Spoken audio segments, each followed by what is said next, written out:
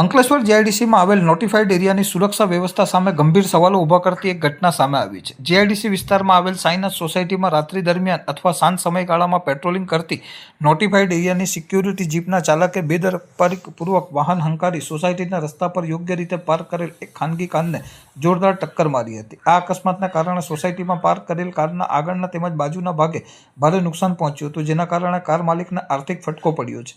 અકસ્માત સર્જાયા બાદ સિક્યુરિટી જીપના ચાલકે માનવતા કે નૈતિકતા દાખવવાની જગ્યાએ વાહન ઊભું રાખવાની પણ તસ્દી લીધી ન હતી। ટક્કર માર્યા બાદ તુરંત જ જીપ ચાલક ઘટના સ્થળેથી જીપ લઈને ભાગી છૂટ્યો હતો। જોકે સિક્યુરિટી ચાલકની આ સમગ્ર હરકત અને બેદરકારી સોસાયટીમાં નજીકમાં જ લગાવેલ સીસીટીવી કેમેરામાં કેદ થઈ ગઈ હતી। વાયરલ થયેલ સીસીટીવી ફૂટેજમાં સ્પષ્ટ જોઈ શકાય છે કે કઈ રીતે સિક્યુરિટી જીપ પૂર ઝડપે આવીને પાર્ક કરેલ કાર સાથે અથડાય છે અને ત્યારબાદ અટક્યા વગર ત્યાંથી નીકળી જાય છે। આ ઘટનાના સીસીટીવી ફૂટેજ સોશિયલ મીડિયામાં વાયરલ થતાં સ્થાનિક રહીશો અને કાર માલિકમાં ભારે રોષ જોવા મળ્યો છે।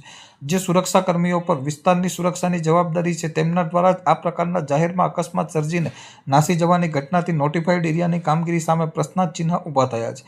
વાયરલ સીસીટીવી ફૂટેજના આધારે કાર માલિક અને સોસાયટીના રહીશો દ્વારા સમગ્ર મામલે યોગ્ય કાર્યવાહી થાય અને નુકસાનીનું વળતર મળે તે માટે રજૂઆત કરવામાં આવી છે। હાલમાં સીસીટીવી ફૂટેજના આધારે નોટિફાઈડ એરિયા તંત્ર અને સંબંધિત વિભાગ દ્વારા બેદરકાર જીપ ચાલક સામે તપાસ હાથ ધરી આગળની કાયદેસરની કાર્યવાહી શરૂ કરવામાં આવી છે।